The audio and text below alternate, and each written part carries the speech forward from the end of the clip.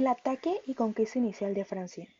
El 14 de junio de 1940, a casi un año de iniciada la Segunda Guerra Mundial, las tropas hitlerianas entraban a paso marcial por los Campos Elíseos a pocos días de iniciada la Batalla de Francia, bajo un imperio de la Blitzkrieg alemana, también conocida como Guerra Relámpago.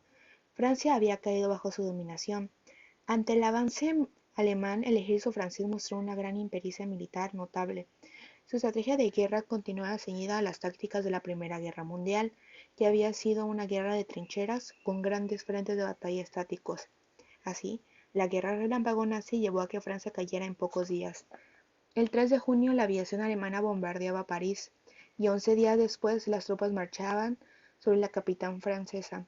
Para ese momento el gobierno francés había huido a Burdeos, y a los 2 días el primer ministro Paul Reynaud dimitía y era sustituido por el mariscal Henri Pétain. Este gozaba del prestigio de haber sido responsable de la defensa de Verdun en la Primera Guerra Mundial, y era venerado por la Francia burguesa y aristocrática, por haber salvado al país del bolchevismo, reprimiendo a sangre y fuego los motines en el ejército francés que surgieron en 1917, a la desastrosa ofensiva de Amiens, mientras que en Rusia se extendía la Revolución de Febrero. La invasión a Francia. La mayoría de las fuerzas francesas creían que la línea Maginot era lo suficientemente fuerte como para salvarles y no dejar pasar a las tropas alemanas. Pero Charles de Gaulle, que se encontraba en la defensa francesa, no estaba tan seguro de ello. La Blitzkrieg de Hitler superó al ejército francés y 1 millón de soldados y 1.500 tanques avanzaban hacia el canal inglés. 100.000 soldados franceses murieron en 6 semanas. La derrota militar se convirtió luego en una derrota política a la caída de la República. Tras batallas esperadas para abrir una nueva ruta de escape, el ahora general Charles de Gaulle y sus tanques se volvieron dignos oponentes para la maquinaria bélica alemana. El 17 de mayo, en Montcornet, los tanques franceses detuvieron a los alemanes y los derrotaron. De igual forma pasó el 28 de mayo en Avin. Las únicas victorias de Francia ante el ejército alemán se debieron a la desobediencia de Charles de Gaulle, que fue incluso rechazado y tratado de loco. Sin embargo, gracias a su desobediencia y perseverancia en la lucha por su patria, Francia logró esas mínimas victorias que hoy son recordadas. El 22 de mayo los franceses intentaron romper el cerco próximo al este de Arras, pero para aquel momento la infantería alemana ya había llegado al lugar, sufriendo muchas pérdidas. Lograron repeler a los franceses. En un osado escape, Winston Churchill ordenó una enorme flotilla para llevar a 320.000 soldados de vuelta a Inglaterra, incluyendo a 100.000 soldados de Francia, Bélgica y Holanda.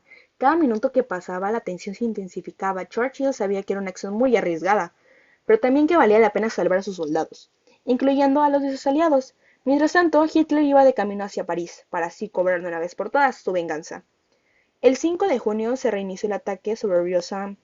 Para el 10 de junio el gobierno francés, por obvias razones, decide abandonar París, a lo que declaró como ciudad abierta, e instaló en Burdeos.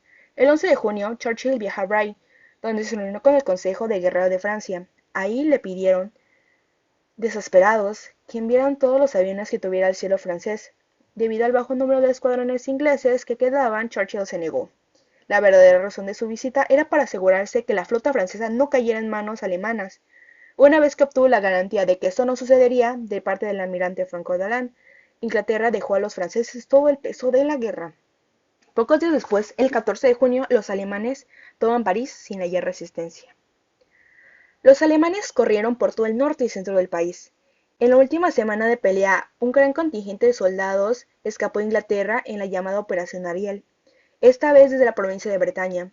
El segundo grupo de ejército francés, que representaba la única fuerza combatiente aliada en Europa, se rindió el 22 de junio, cuando Guderian se lanzó contra la línea Maginot, desde el lado oeste, acorralando a los franceses. Hitler logra su cometido y fuerza a Francia a establecer los términos de la rendición. Era el momento perfecto para la venganza de Hitler, que había sido soldado alemán y vivió la rendición de Alemania en 1918.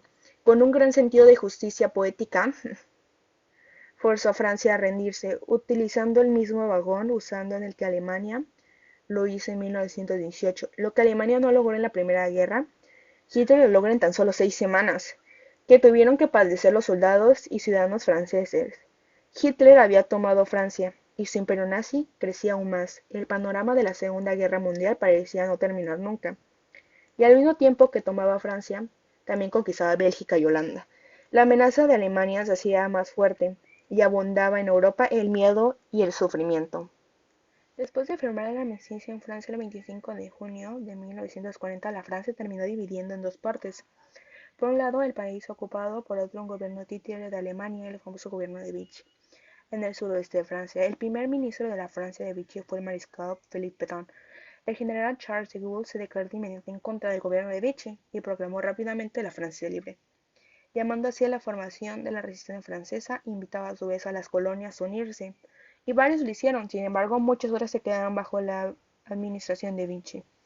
Estrategias. Esta quedó establecida el 3 de septiembre de 1939, luego de tomarse en consideración el análisis sobre la geografía, recursos y manos de obra disponibles. El ejército francés defendería el flanco derecho y penetraría en Bélgica por la izquierda para tener una disposición más allá de la frontera nacional. La profundidad de dicho avance dependió del devenir de la situación, que ya se veía complicada luego de que Bélgica rompiera el acuerdo franco-belga en 1920, firmado tras la remilitarización de Renania por parte de Alemania en 1936. Para mayo de 1940, ambos países conocían la naturaleza de los planes para la defensa del otro, pero no se habían coordinado para hacer frente a una buena ofensiva alemana que iba hacia el este, a través de Luxemburgo y el este de Bélgica. Bueno, como podemos observar, por una venganza, pusieron miles de vidas en riesgo y muchas se perdieron. Todo por luchar por su país, y no solo un país es metido en la guerra, sino que los afectados son sus vecinos. Y una guerra que se puede ver pequeña se puede transformar en una de una gran magnitud. Gracias.